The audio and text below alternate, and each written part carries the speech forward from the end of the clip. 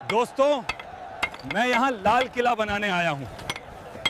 मैं आपको दिखाऊंगा लाल किला कैसे बना। तो वीडियो को पूरा देखें और चैनल को सब्सक्राइब कर लीजिए। वक्त इस दुनिया का सबसे बड़ा और सबसे क्रूर किस्सा गो है। यह अपनी आंखों से साम्राज्यों को बनते, संवरते और फिर खाक में मिलते हुए देखता है। अगर दिल्ली की जमीन पर खड़े होकर वक्त से पूछा जाए कि उसने इस शहर का सबसे सुनहरा और सबसे खौफनाक दौर कहां देखा है, तो उसकी उंगली लाल बलुआ पत्थर से बनी एक विशाल और भव्य इमारत की तरफ उठेगी, जिसे आज की दुनिया लाल किला के नाम से जानती है। लेकिन क्या आप जानते हैं कि जिस इमारत को हम लाल किला कहते हैं, उसका यह नाम कभी था ही नहीं। यह नाम तो बहुत बाद में अंग्रेजों की देन है, जिन्होंने इसकी लाल दीवारों को देखकर इसे यह नाम कहना शुरू कर दिया। इसका असली नाम तो किला ए मुबारक था, जिसका मतलब होता है एक भाग्यशाली या पवित्र किला। और इसकी कहानी शुरू होती है एक ऐसे बादशाह के ख्वाब से जिसे पत्थरों में जान फूंकने का शौक था। मुगल बादशाह शाहजहां। बात 1630 के दशक की है। मुगल साम्राज्य की राजधानी उस वक्त आगरा हुआ करती थी। आगरा शहर अपनी तंग गलियों, बढ़ती आबादी और गर्मियों में झुलसा देने वाली गर्मी से परेशान था। शाहजहां, जो अपनी कला और वास्तुकला के प्रेम के लिए जाने जाते थे, उनका मन आगरा से भर चुका था। उन्हें एक ऐसे शहर की तलाश थी जहां वो अपने सपनों की दुनिया बसा सकें। और फिर उनकी नजर गई यमुना के किनारे बसी एक पुरानी जमीन पर, दिल्ली। शाहजहां ने तय किया कि मुगलों का तख्त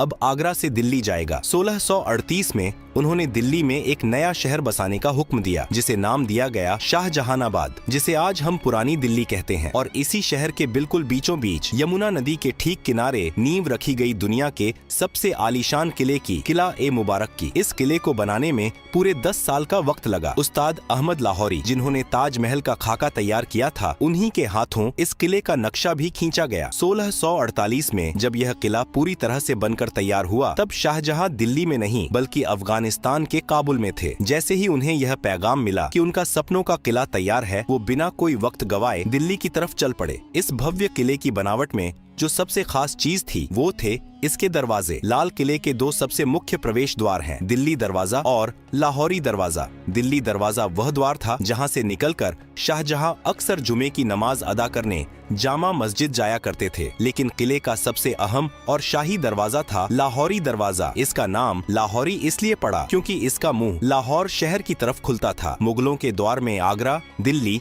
और लाहौर, ये तीनों शहर सत्ता के सबसे बड़े केंद्र थे। लेकिन आज जब आप लाहौरी दरवाजे को चांदनी चौक की तरफ से देखते हैं, तो आपको दरवाजा सीधा नजर नहीं आता, बल्कि उसके आगे एक बड़ी सी दीवार नजर आती है। यह दीवार शाहजहां ने नहीं बनवाई थी, इसे बनवाया था उनके बेटे और मुगल बादशाह औरंगजेब ने। औरंगजेब को लगता था कि लाहौरी दरवाजे से बाहर खड़े होकर कोई भी आसानी से किले के अंदर की हलचल, यहाँ तक कि दीवान ए आम को देख सकता है। किले की सुरक्षा को बढ़ाने के लिए उसने दरवाजे के ठीक आगे एक घुमावदार दीवार खड़ी कर दी। उस वक्त शाहजहां अपने ही बेटे औरंगजेब द्वारा आगरा के किले में कैद थे। जब उन्हें पता चला कि औरंगजेब ने लाहौरी दरवाजे के आगे दीवार खड़ी कर दी है, तो उन्होंने भारी मन से औरंगजेब को एक खत लिखा था। उस खत में शाहजहां के अल्फाज कुछ यूं थे: बेटे, तुमने यह दीवार खड़ी करके किले को सुरक्षित नहीं किया है, बल्कि तुमने किले रूपी दुल्हन के चेहरे पर घूंघट डाल दिया है। इसी वजह से इतिहास में इस दीवार को घूंघट वाली दीवार भी कहा जाता है। विडंबना देखिए, जिस दीवार को एक मुगल बादशाह ने सुरक्षा के लिए बनवाया था, उसी दीवार की प्राचीर से आजादी के बाद 15 अगस्त 1947 को आजाद भारत के पहले प्रधानमंत्री पंडित जवाहरलाल नेहरू ने पहली बार तिरंगा फहराया था। जैसे ही आप लाहौरी दरवाजे से किले के अंदर कदम रखते हैं, आपके सामने मुगलों का एक अलग ही संसार खुल जाता है। अंदर जाते ही जो सबसे पहली जगह आती है, वह है छत्ता बाजार, जिसे मीना बाजार भी कहा जाता है। शाहजहां ने यह बाजार खास तौर पर अपनी बेगमों और शाही परिवार की औरतों के लिए बनवाया था। अरब, फारस और तुर्की से बड़े बड़े व्यापारी यहाँ रेशम, कीमती पत्थर, इत्र और जेवरात लेकर आते थे। यह छत से ढका हुआ एक ऐसा अद्भुत बाजार था जो आज भी 350 सालों बाद अपनी उसी जगह पर मौजूद है, जहां आज सैलानी अपनी यादों के लिए सामान खरीदते हैं। छत्ता बाजार की रंगीनियों को पार करते ही आप एक खुली जगह पर आते हैं और आपके सामने खड़ी होती है एक और शानदार लाल इमारत, नौबत खाना। नौबत खाना यानी वो जगह जहां शाही शहनाई और नगाड़े बजते थे। दिन में 5 बार यहाँ अलग अलग धुनों में नौबत बजाई जाती थी, जो शहर के लोगों को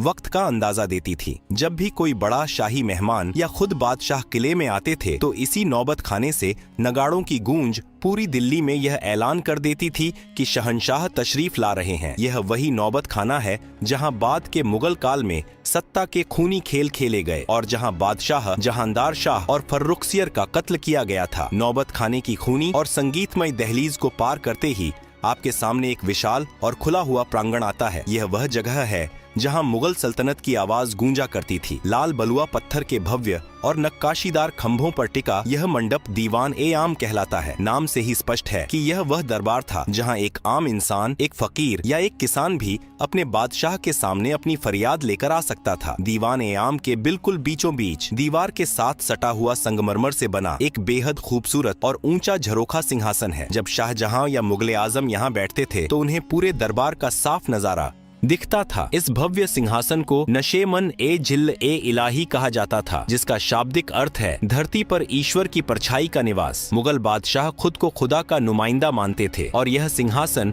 उसी रुतबे का प्रतीक था। इस ऊंचे सिंहासन के ठीक नीचे संगमरमर का एक शानदार चबूतरा रखा हुआ है। यह वह जगह थी जहां वजीर-ए-आजम प्रधानमंत्री खड़े होकर अवाम की अर्जियां जोर जोर से पढ़ते थे और बादशाह सलामत ऊपर बैठकर अपना फैसला सुनाते थे। लेकिन दीवान-ए-आम के इस सिंहासन की सबसे अद्भुत चीज है इसके पीछे की दीवार। अगर आप कभी करीब से गौर करें तो इस काले संगमरमर की दीवार पर रंग बिरंगे कीमती पत्थरों को तराश कर बनाई गई एक ऐसी चित्रकारी है जिसकी मिसाल उस दौर में पूरी दुनिया में नहीं मिलती थी। पत्थरों के अंदर पत्थर जड़ने की इस नायाब कला को परचिनकारी कहा जाता है। इस बेमिसाल नक्काशी को एक मशहूर विदेशी कलाकार ने अपने हाथों से उकेरा था। इस दीवार पर पक्षियों, फूलों और यूनानी देवता की आकृतियां इतनी सजीव हैं कि लगता है जैसे पत्थर अब भी बोल पड़ेंगे। दीवान-ए-आम की इस आम दुनिया से निकलकर जब हम किले के और अंदरूनी हिस्सों की तरफ बढ़ते हैं तो वास्तुकला पूरी तरह बदल जाती है। लाल पत्थरों की जगह अब सफेद चमकता हुआ संगमरमर ले लेता है। यह मुगल साम्राज्य का सबसे सुरक्षित और खास इलाका था। दीवान-ए-खास, जैसा कि नाम से ही जाहिर है, यह बादशाह का वह निजी और शाही दरबार था जहां अवाम को आने की इजाजत नहीं थी। यहाँ केवल बादशाह के सबसे खास मंत्री, अमीर उमरा, रणनीतिकार, सेनापति और विदेशी मेहमान ही कदम रख सकते थे। दीवान-ए-खास की भव्यता का अंदाजा आप इस बात से लगा सकते हैं कि किसी जमाने में इस पूरे महल की छत लकड़ी या पत्थर की नहीं बल्कि ठोस चांदी की बनी हुई थी। इसकी सफेद संगमरमर की दीवारों पर सोने का पानी चढ़ा था और फूल पत्तियों की बनावट में असली माणिक, नीलम, पन्ना और पुखराज जैसे बेशकीमती रत्न जड़े हुए थे। आज वहाँ दीवारों पर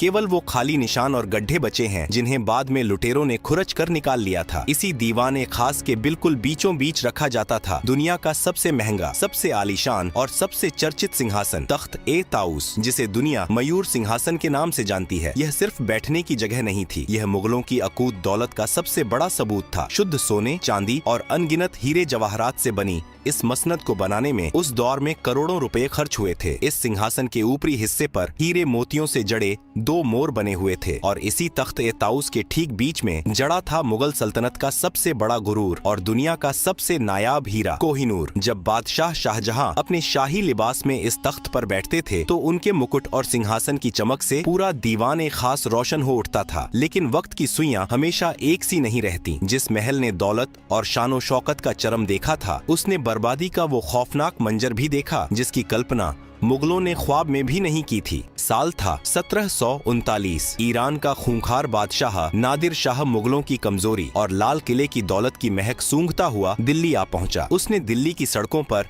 ऐसा खून खराबा मचाया कि यमुना का पानी लाल हो गया। जब नादिर शाह दीवान-ए-खास में दाखिल हुआ तो तख्त-ए-ताऊस को देखकर उसकी आंखें फटी रह गईं। नादिर शाह ने दीवान-ए-खास को बेरहमी से लूटा और लौटते वक्त अपने साथ दुनिया का सबसे बड़ा खजाना, तख्त-ए-ताऊस और कोहिनूर हीरा ईरान ले गया। जो तख्त मुगलों की सबसे बड़ी पहचान था, उसे ईरान ले जाकर टुकड़े टुकड़े कर दिया गया। इतिहासकार बताते हैं कि बाद में उस ऐतिहासिक मयूर सिंहासन के एक टूटे हुए निचले हिस्से को ईरान के तेहरान के एक संग्रहालय में आखिरी बार देखा गया था। दीवान-ए-खास की दौलत भले ही लुट गई हो, चांदी की छतें उखड़ गई हों और कोहिनूर छीन लिया गया हो, लेकिन इसकी दीवारों पर उकेरी गई कुछ लाइनें आज भी इसकी खोई हुई जन्नत की गवाही देती हैं। दीवान ए खास के मेहराबों पर फारसी भाषा में वे मशहूर पंक्तियां आज भी मौजूद हैं, जिन्हें महान सूफी संत और कवि अमीर खुसरो ने कभी कश्मीर के लिए कहा था, लेकिन शाहजहां को वे इतनी पसंद आईं कि उन्होंने इसे अपने इस महल में लिखवा दिया। अगर फिरदौस बर रूए जमी अस्त हमी अस्तो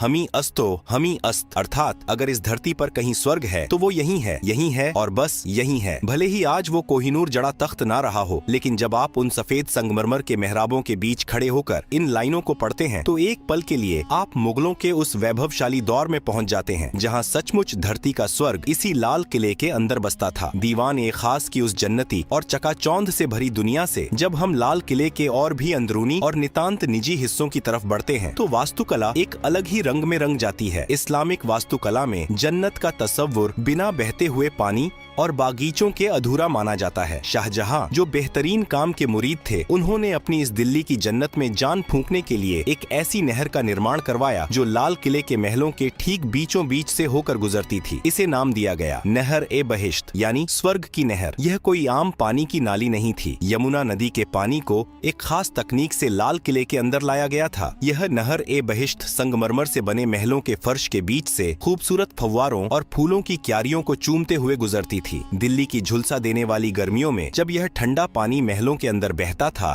तो पूरे महल की आबो हवा वातानुकूलित हो जाती थी। पानी के बहने की वह मधुर कलकल आवाज और फव्वारों से उठती खुशबू महलों के अंदर मानो जादू कर देती थी। नहर ए बहिश्त का पानी सबसे पहले जिस शानदार महल से होकर गुजरता था वो था मुगल हरम का सबसे रंगीन और खूबसूरत हिस्सा, रंग महल। नाम के ही अनुरूप यह रंगों का महल शाहजहां ने अपनी खास बेगमों, शहजादियों और शाही परिवार की औरतों के लिए बनवाया था। इस महल के बीचों बीच संगमरमर का एक बेहद खूबसूरत कमल के आकार का फव्वारा था, जिसमें जब नहर ए बहिश्त का पानी गिरता था तो वह किसी खिले हुए फूल सा लगता था। रंग महल की छतों और दीवारों पर शीशे और बेशकीमती पत्थर इस तरह जड़े गए थे कि रात के वक्त जब यहाँ मोमबत्तियां जलाई जाती थीं, तो पूरा महल तारों भरे आसमान की तरह झिलमिला उठता था। लेकिन वक्त का सितम देखिए, जिस रंग महल में कभी मुगल शहजादियों की पायलों की झंकार गूंजती थी और इत्र की महक हवाओं में तैरती थी, 1857 के गदर के बाद जब अंग्रेजों ने लाल किले पर कब्जा किया तो उन्होंने इस नायाब महल को अपनी सेना की रसोई में तब्दील कर दिया। उन क्रूर सैनिकों ने दीवारों पर जड़े सारे कीमती पत्थर और शीशे खुरच कर निकाल लिए और उस जन्नती महल की दीवारों को धुएं से काला कर दिया। रंग महल के ठीक बगल में एक और शानदार इमारत खड़ी है जिसका नाम है मुमताज महल। शाहजहां ने इस महल का नाम अपनी सबसे महबूब बेगम मुमताज महल की याद में रखा था, जिनकी मौत इस किले के बनने से कई साल पहले ही हो चुकी थी। मुमताज महल भी शाही औरतों का ही निवास स्थान था। यहाँ की निजता इतनी सख्त थी कि मुगल बादशाह और कुछ खास शहजादों के अलावा परिंदा भी यहाँ पर नहीं मार सकता था। लेकिन इस महल की तकदीर में भी एक गहरा दर्द लिखा था। जिस महल को प्यार की निशानी के तौर पर बनाया गया था, अंग्रेजों ने उसे ही एक खौफनाक कारागार में बदल दिया था। आजादी की लड़ाई में न जाने कितने ही क्रांतिकारियों ने इन संगमरमर की दीवारों के पीछे बेड़ियां पहनी थीं। शाही औरतों के इन महलों के पास ही मुगल बादशाह का अपना सबसे निजी और खास महल था, जिसे खास महल कहा जाता था। यह शाहजहां का अपना निजी महल था, जिसके 3 मुख्य हिस्से थे। पहला था तस्बीह खाना, जहां बैठकर बादशाह अपने खुदा की इबादत करते थे, तस्बीह माला पढ़ते थे। दूसरा कमरा था ख्वाबगाह, यानी सपनों का घर, जो मुगल बादशाह का निजी शयन कक्ष था। और तीसरा हिस्सा था बड़ी बैठक, जहाँ बादशाह अपनी फुर्सत की घड़ियों में आराम फरमाते थे और अपने सबसे करीबियों के साथ वक्त बिताते थे। इमारतों की इन भूल भुलैया से निकलकर जब आप किले के उत्तरी हिस्से में जाते हैं तो वहाँ मुगलों का एक विशाल और जन्नत नशीं बागीचा हुआ करता था, जिसे हयात बख्श बाग कहा जाता था। फारसी में हयात बख्श का मतलब होता है जिंदगी देने वाला बाग। आज भले ही वहाँ सिर्फ घास के खाली मैदान बचे हैं, लेकिन एक दौर था जब यहाँ रंग बिरंगे और खुशबूदार फूलों के गलीचे बिछे रहते थे और बीच बीच में फव्वारे नाचते थे। इसी हयात बख्श बाग के दोनों सिरों पर 2 बिल्कुल एक जैसी दिखने वाली संगमरमर की इमारतें मंडप आमने सामने खड़ी हैं। लाल किले के पूरे इतिहास में इन 2 इमारतों का नाम सबसे अनोखा है। मुगल दौर में जहां हर इमारत का नाम फारसी भाषा में रखा गया था, जैसे दीवान ए आम, नौबत खाना, वहीं इन 2 इमारतों का नाम शुद्ध हिंदी या हिंदुस्तानी महीनों के नाम पर रखा गया, सावन और भादो। क्या आप जानते हैं कि इनका यह नाम क्यों पड़ा? मुगलों को बारिश के मौसम से बेइंतहा मोहब्बत थी। सावन और भादो मानसून के वो 2 महीने हैं जब भारत में झमाझम बारिश होती है। इन दोनों मंडपों के अंदर एक ऐसा जादुई जल प्रणाली बनाया गया था कि जब नहर का पानी छत से होकर नीचे गिरता था तो ऐसा लगता था मानो सावन और भादों की मूसलाधार बारिश हो रही हो। जब असली बारिश नहीं होती थी तब भी शाही परिवार के लोग सावन और भादों के मंडप में बैठकर कृत्रिम बारिश का लुत्फ उठाते हुए जन्नत का एहसास करते थे। सावन और भादों के उन हसीन और रोमानी मंडपों से जब हम आगे बढ़ते हैं तो लाल किले की दास्तान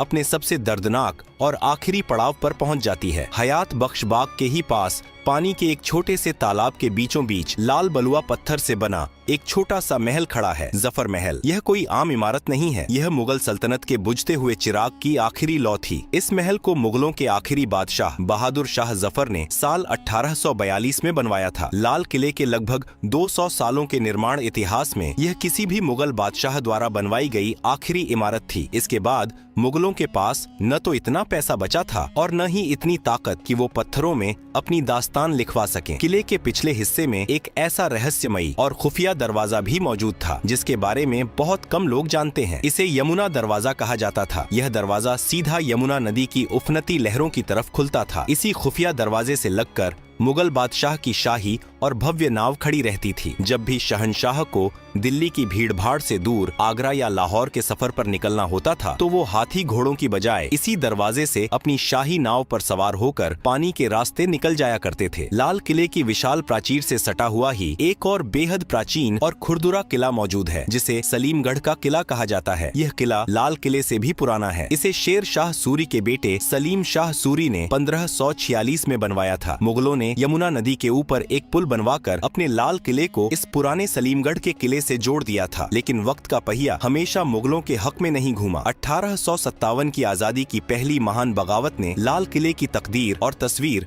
दोनों को हमेशा के लिए बदल कर रख दिया। जब अंग्रेजों ने आखिरकार दिल्ली और इस किले पर कब्जा किया तो उन्होंने इसकी मुगल रूह को ही छलनी कर दिया। लाल किले के अंदर एक बेहद खूबसूरत और तिलिस्मी बाग हुआ करता था, मेहताब बाग, जिसका मतलब होता है चांदनी रात का बागीचा। अंग्रेजों ने अपनी नफरत में इस हसीन बागीचे को बेरहमी से उजाड़ दिया। फूलों और फव्वारों की जगह उन्होंने अपनी फौज के रहने के लिए भद्दी लाल ईंटों वाली नीरस इमारतें खड़ी कर दी। इन इमारतों को सैनिक कक्ष कहा जाता है। आज जब आप लाल किले में मुगल वास्तुकला की बारीक और रेशमी नक्काशी के ठीक सामने अंग्रेजों की बनाई इन चौकोर अंग्रेजी वास्तुकला की इमारतों को देखते हैं तो दोनों के बीच का अंतर चीख चीख कर मुगलों के पतन और अंग्रेजों के जुल्म की गवाही देता है। अंग्रेजों ने लाल किले के लगभग 80% शाही महलों और बागीचों को नष्ट कर दिया था। लेकिन लाल किले के इतिहास का सबसे स्याह और रुला देने वाला दिन वह था जब इसी किले के अंदर, जहाँ कभी मुगल बादशाहों का एक इशारा पूरी दुनिया का कानून हुआ करता था, वहीं भारत के आखिरी बादशाह बहादुर शाह जफर को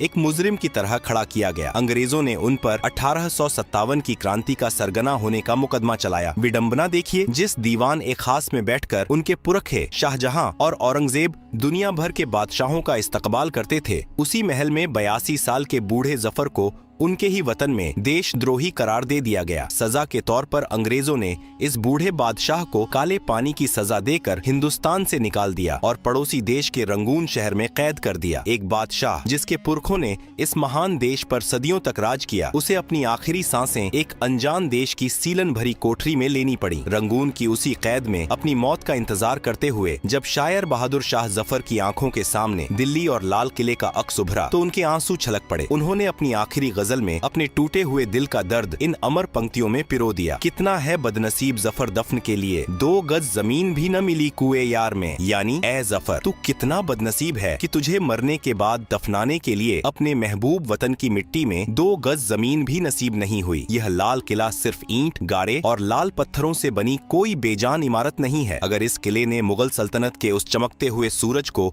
आसमान की बुलंदियों को छूते देखा है तो इसने उसी सूरज को अपनी ही आंखों के सामने बेबस होकर डूबते हुए भी देखा है। सत्ता के खूनी संघर्षों से लेकर नादिर शाह की लूट और आजादी की लड़ाई तक लाल किला न जाने कितने तूफानों का इकलौता और खामोश गवाह है। इसके इसी ऐतिहासिक और सांस्कृतिक महत्व को पूरी दुनिया के सामने झुककर सलाम करने के लिए साल 2007 में अंतर्राष्ट्रीय धरोहर संस्था ने इसे विश्व धरोहर स्थल घोषित कर दिया। आज जब हम 15 अगस्त को इस किले की प्राचीर पर आजाद भारत का तिरंगा शान से लहराते हुए देखते हैं तो उन लाल दीवारों में दफन इतिहास की अनगिनत कहानियां खामोशी से हमें देख रही होती हैं और मानो कह रही होती हैं, वक्त से बड़ा कोई शहंशाह नहीं होता।